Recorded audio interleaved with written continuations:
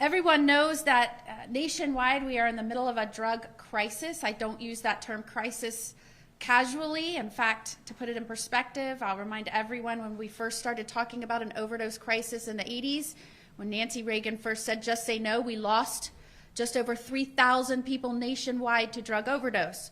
Last year, we lost over 100,000 people nationwide to overdose. So we are truly in the grips of a national crisis, and everyone should be taking this seriously. In fact, it's the leading cause of death of working age Americans, and that is drug overdose.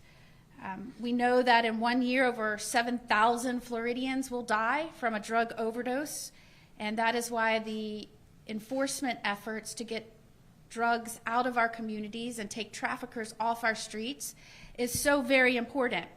And I want to be very clear why this particular operation is so important, as this operation, which you will hear more about in a moment, which resulted in the arrests of 25 individuals, spans the county-wide range, including Hillsborough, Pasco, and Pinellas counties. Unfortunately, while the state of Florida and our efforts have seen a gradual decrease in overdose deaths, and I'll compare that success to the nationwide trend, and it's a caution, I'm very cautiously optimistic about that trend because we're still losing way too many Floridians to overdose. But I compare that to Hillsborough County and then Pasco Pinellas, where we are seeing, when we're comparing full years, we're seeing an uptick in fentanyl-related overdose deaths. In the Hillsborough County area, about a 17% uptick. In the Pinellas-Pasco area, about a 10% increase. So that's concerning, and we want to make sure that we are pushing resources into these areas, being incredibly aggressive in our law enforcement efforts to get traffickers off the streets. And that is why today's announcement is so important. I want to talk about the fact that we are also seeing fentanyl put into about every traditional drug that you can imagine that you've heard about for decades: cocaine, meth, marijuana, any drug that you can think of, fentanyl is putting in those drugs. Alarmingly, and this should be very shocking to all parents, we're also seeing it show up in fake pills. And why do I say parents? Because we know a lot of kids get their hands on black market pills. And oftentimes these fentanyl pills, in my office we refer to these as murder pills, because 7 out of 10 counterfeit pills has a lethal dose of fentanyl. And that's a statistic that's been put out by the Drug Enforcement Administration nationwide. We know that these pills are meant to look like the pills that are prescribed to you. And you will hear in a moment that pills in this case that were seized were fake pills, Adderall pills, which kids are getting from friends on the street and off social media, laced with fentanyl. So these are very important operations, very important announcements, especially as it relates to this area as we combat that uptick in fentanyl deaths. So today you're going to hear from FDLE as well as representatives from the Tampa Police Department, specifically Deputy Chief Kate, and the Chief of Police out of Clearwater Police Department, Chief Gandy, as well as our Assistant Commissioner Massey from FDLE, about this operation which resulted in the arrest of 25 individuals out of 3 counties here in the Tampa Bay area. So not only are you going to hear about these arrests, but you're going to hear about the 114 grams of fentanyl that was seized, enough to kill 57,000 Floridians, 1.5 kilograms of cocaine, large amounts of methamphetamine, and over 10,000 pills over the course of this operation, over 3,000 seized when they did search warrants related to these arrests. And again, part of those pills were these fake prescription pills. We know that these contained fentanyl. We know that these would have resulted in deaths, and this is why this announcement is so important. This was a massive coordinated effort among these agencies and our prosecutors. I'm incredibly proud of their teamwork.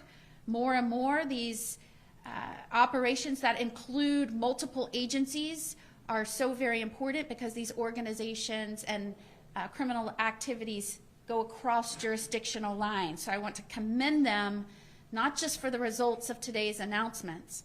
I want to commend them for their efforts to work hand in hand collegially throughout this investigation and what will continue to be a successful investigation. I also want to thank our legislative leaders and our governor for the continued dedication to pushing resources into law enforcement's hands to conduct these types of investigations through the SAFE grants. That stands for Safe Assistance Fentanyl Eradication. So important right now because we know without these additional funds, these types of investigations could not happen. And these go directly to law enforcement efforts to rid traffickers and these illicit substances from our communities, and we know that that saves lives. From the start of this grant program, there have been more than 700 arrests due to this critical funding. And I am proud to say today's announcement is just another example of why Florida is leading the nation in fentanyl seizures. So at a time when overdose deaths is at an all-time historical high, at a time when we are in the midst of a national overdose crisis, again, Florida is leading the way in our seizures of this deadly drug, which is causing all of this destruction and death. Last year, law enforcement participated in more than 2,000 seizures of fentanyl. I am not just proud of this community for stepping up and meeting the challenge as we see the statistics in overdose deaths. We have to continue to call out when we see why we are faced with such a challenge, and that is because our border continues to be wide open and fentanyl continues to flood into this country. Last week I stood with first responders in Jacksonville who resuscitated a 7-month-old baby from a fentanyl overdose. Let me repeat that. They had to resuscitate a 7-month-old baby from a fentanyl overdose. That is because of the sheer volume of that deadly drug in the United States of America and in the state of Florida. And not only are we dealing with getting rid of the substances from our communities and making sure that law enforcement has the resources to get them out of the streets, we're dealing with a trend of the Biden-Harris administration where they are now pushing drug traffickers out of prisons that were brought here for prosecution only into the United States of America rather than deporting them as every administration, Republican and Democrat, have historically done. That was never questioned by either party. So I want to just remind everyone that we are dealing with an administration that has brought drug traffickers, released them into the Tampa Bay community instead of deporting them, at a time when we're in the middle of a national overdose crisis as it relates to overdose deaths, and at a time when this particular community is experiencing an uptick in fentanyl deaths. It is as if we have a riptide, and this community and the state of Florida is fighting hard to save lives. But we're fighting against an open border, and now we're fighting against a policy by an administration of taking known drug traffickers and instead of sending them back where they came from, we're pushing them into the communities. We have been trying our best to get information related to this. I've sued the administration to get more information on this, and they will not tell Florida the names of those or why they have decided to start pushing these traffickers into our communities. Through law enforcement efforts, we won't give up. We'll continue these aggressive efforts. We will go after traffickers that are pushing poison to our children, that are pushing murder pills throughout our state. But that's not all we're doing. We have to focus on those that are already addicted, or we will continue to see deaths. So I would again stress, as I have done since we started talking about this issue, if you are facing an addiction habit, you need to get help. It's more important now than ever. You can go to treatmentatlas.org, treatmentatlas.org, and it can tell you where to get information based on your resources, your location. That's been set up by the Department of Children and Families. If you are a friend or a family member of a loved one, I would encourage you to obtain naloxone at any drugstore. We've made sure that you can now get this over the counter. It's not just in the hands of first responders who are saving people every day through our Helping Heroes program and others. In fact, the 7-month-old baby I referred to was saved because of the Helping Heroes program that put naloxone into the hands of a first responder. But family and friends of those addicted, if you suspect there's a problem, have it on hand. You too could help save a life. And without further ado, I would bring up Assistant Commissioner Massey to go into the details of this incredible teamwork operation. Thanks. Thank you, General. Thank you all for coming. As the General said, I'm Lee Massey, one of the Assistant Commissioners at the Florida Department of Law Enforcement. And on behalf of Commissioner Glass, who could not be here today, I want to thank you all for coming out and taking time to share this information with the community. The first thing I'd like to do before I get started is, and I would ask that you not turn the cameras around, which I'm sure you've been instructed, but the men and women that are sitting in the back of this room, they're the real heroes here. They are the ones that have made the commitment and the sacrifice to go out and work in these dangerous environments collaboratively, to put their efforts together to take 24 plus bad guys off the street and an enormous amount of poison out of the community. So I would first like to recognize them and thank them very much for their efforts. I think that goes unsaid a lot of times, and thank you very much for the job you've done. I'm honored to stand alongside Attorney General Moody, the Tampa Police Department, Deputy Chief Kate, the Clearwater Police Department and Chief Gandy, and our federal partners, DEA and HSI, who were significant in helping us complete this investigation, along with the state attorneys, the statewide attorneys that General Moody mentioned, who have been an enormous partner throughout this investigation.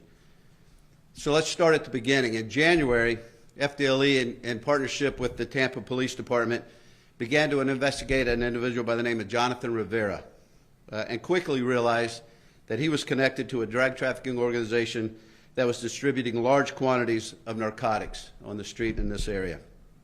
Agents soon learned that there was a connection between Tampa and a similar Clearwater Police Department investigation, and they found multiple drug trafficking organizations connected through the same supplier. Together, the law enforcement agencies you see represented today joined forces. Tampa and Clearwater Police Departments then, after working together, applied for, as General Moody mentioned, a SAFE grant, each of them independently, both of them utilizing the SAFE program to further this investigation.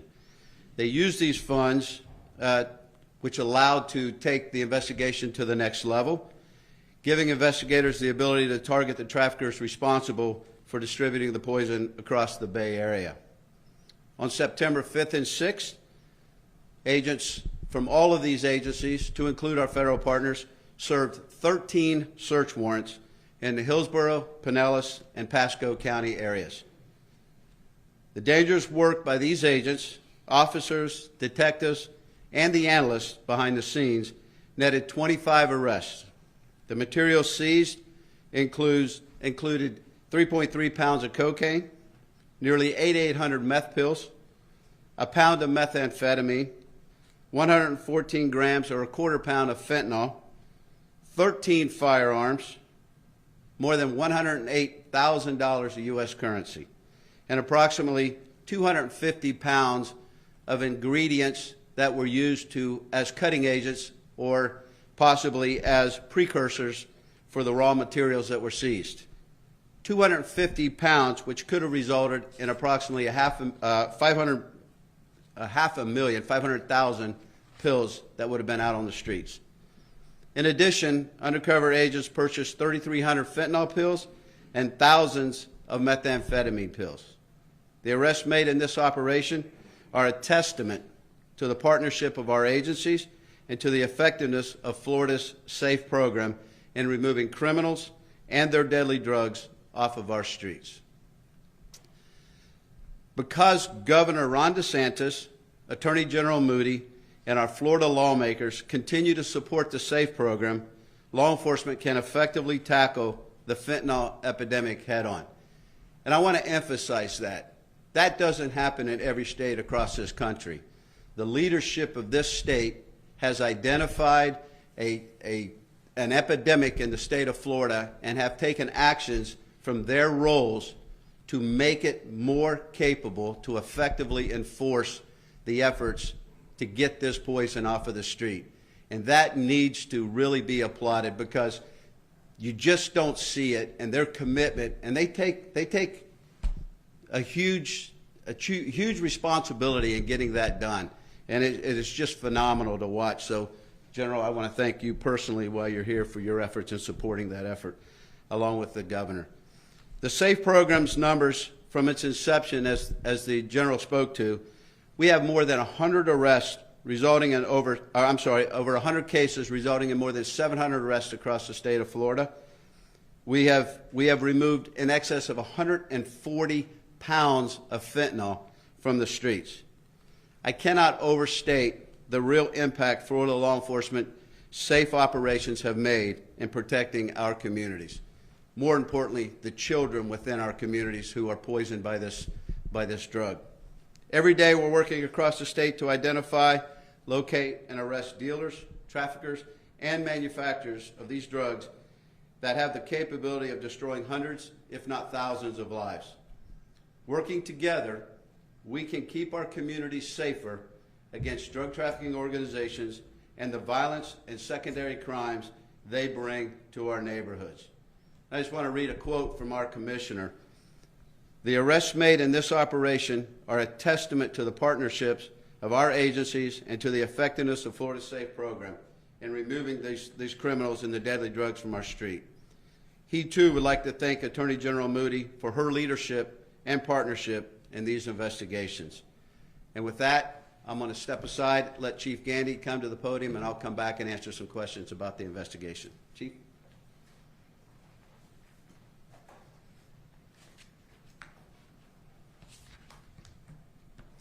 Thank you.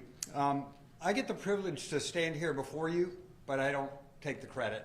That belongs to the detectives that work tirelessly, the special agents, and our partners with the DEA and FDLE and the Attorney General's office. It's really hard work that they put into this case, months and months of work, 70-hour weeks, and a tireless collaboration with these teams. I really have to give my narcotics unit, and particularly the supervisor, credit, because he pitched this case to me on several occasions, and I said no. I said no because these are complicated cases and use a tremendous amount of resources, and Clearwater just doesn't have that capacity.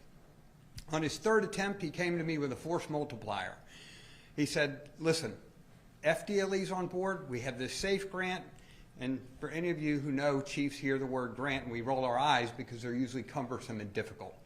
So I heard him out, and it sounded like it was something that we could pull off with that collaboration and the force multiplier involving FDLE, DEA, Homeland Security, and Tampa PD.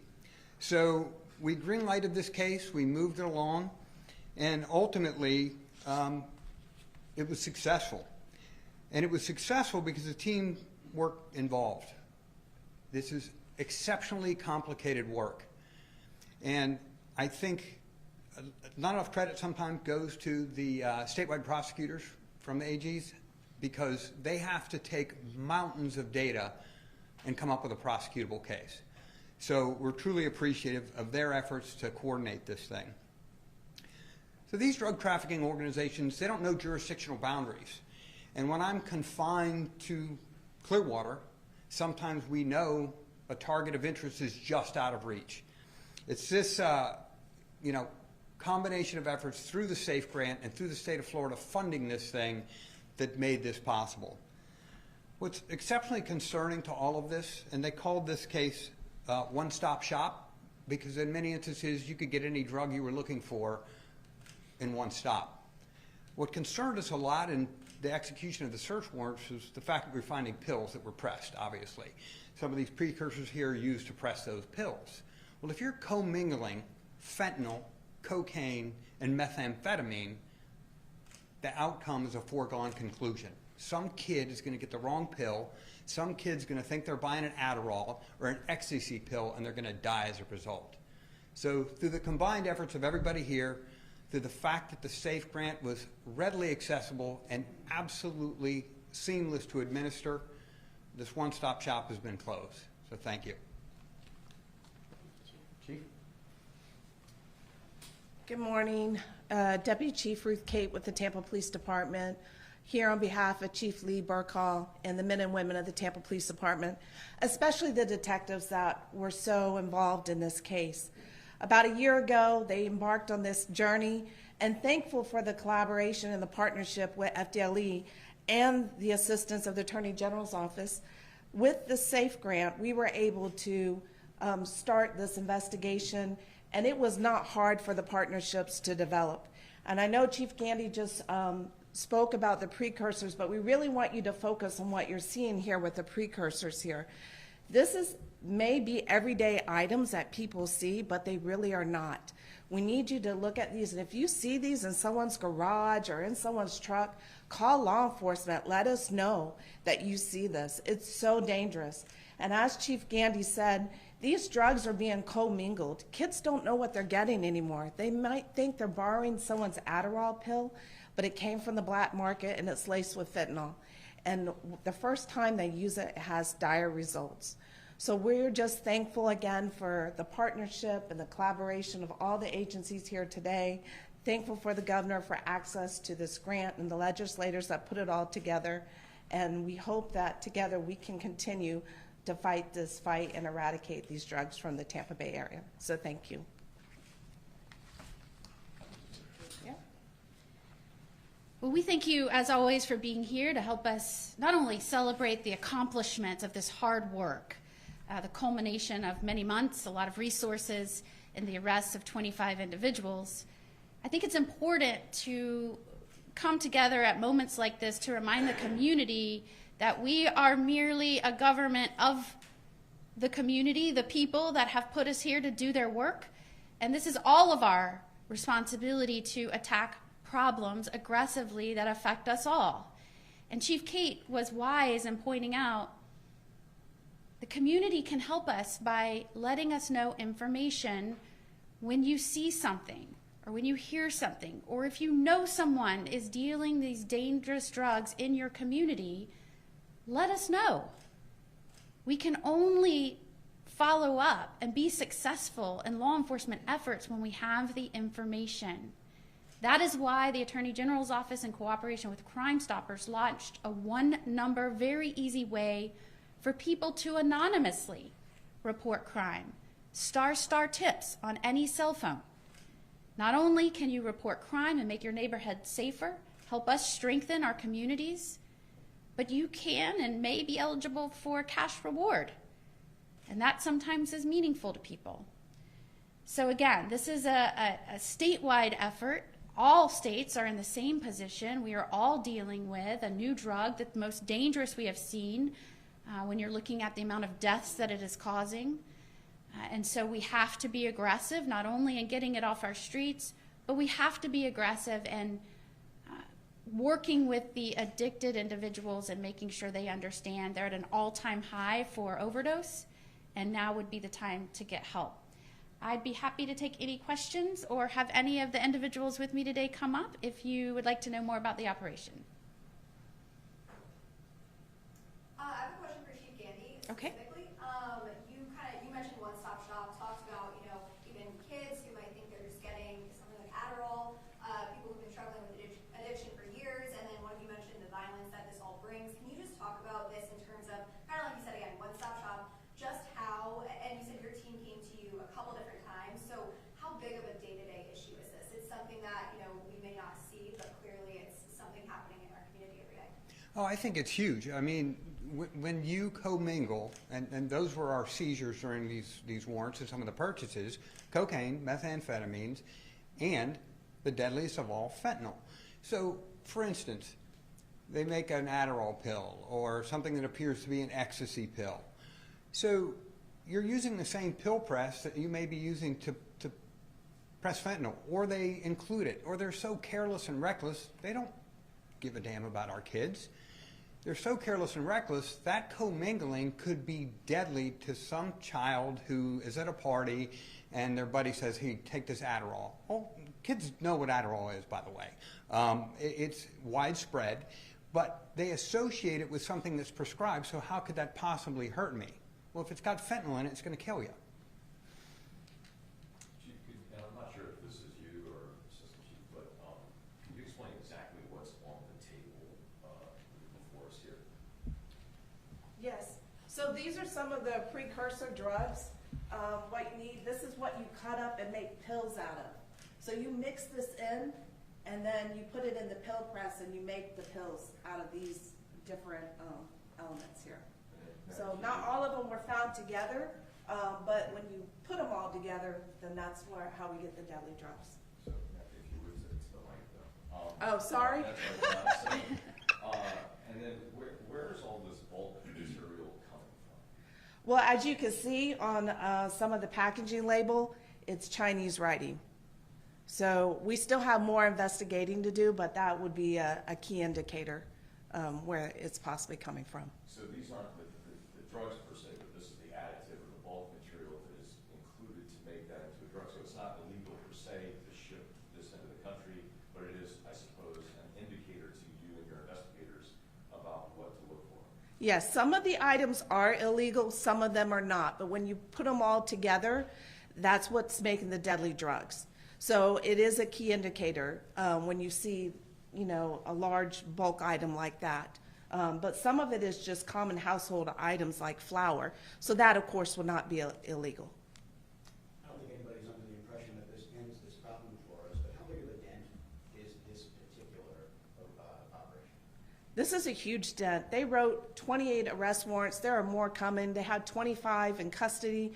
We're still looking for 3 more out of those warrants. They wrote over 20 search warrants.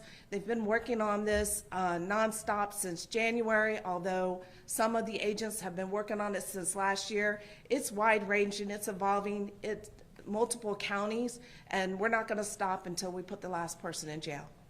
Is this something that is kind of a textbook case that the SAFE grant program was started for? And can you talk about the future of it? Exactly. And I want to go back quickly in terms of what kind of dent just the arrests made and the seizures as a result.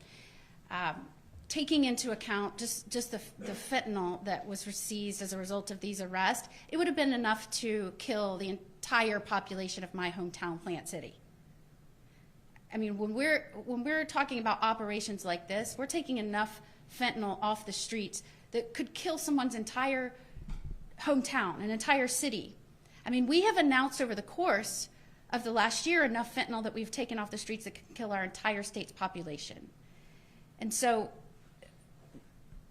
it feels like we're making these announcements very routinely. But I want to impress upon folks, the reason we're making them routinely is, number one, we've gotten this impressive, incredible demonstration of commitment to this from our legislative leaders and our governor in terms of pushing resources out to take the drugs off the street. But it's about the sheer volume that is here. Florida leads the nation in seizures, and that's because we are systematically and strategically going after fentanyl through our law enforcement efforts. We're relentless in it. We meet constantly about it. We come up with new ways to do it. We do that pretty much on every challenge we have, but specifically you can see the results here. And so I'm incredibly proud of this SAFE program. I think everyone standing up here would reiterate that without these funds, without this strategy, Florida wouldn't lead the nation in fentanyl seizures, and we would not be saving so many lives by getting these drugs off the street. And it is not just those that are intending to take fentanyl or intending to take a fentanyl similar drug. Some people are taking drugs like cocaine, marijuana, other drugs, and dying as a result, not knowing. And again, I want to go back to the question about children. Yes, we are the fastest growing demographic of those that are dying from fentanyl are children under the age of 14. The fastest growing demographic of people dying from fentanyl are children under the age of 14. That should be jarring to anyone. It should certainly be jarring to parents in Florida. And one of the stories that breaks my heart every time I hear it, and I hear it from families all over Florida nationally, they didn't even know their kids were using drugs. They had no idea how they could have gotten drugs. And sometimes they're getting them because they're communicating over social media and taking a pill that they thought was Xanax, Adderall, something that they thought was harmless, and it had a lethal dose of fentanyl. And I appreciate the DEA. We have a representative, ASAC Ferguson, with us today. They have been very upfront about the numbers of counterfeit pills that they're finding across the nation and at the border. And that number keeps going up in terms of the counterfeit pills that are laced with a deadly amount of fentanyl. So parents need to be on guard. It's an uncomfortable conversation. I've had it so many times with my own child that now if I say anything related, he stops me and says, "Mom, I'm not going to use drugs." Because that is how often you need to talk to your children about not taking anything from anyone unless your parents gives it to you and it's been prescribed. So important, and thank you for asking that follow-up question. Last question? All right, we appreciate you guys being here today. Thank you so much.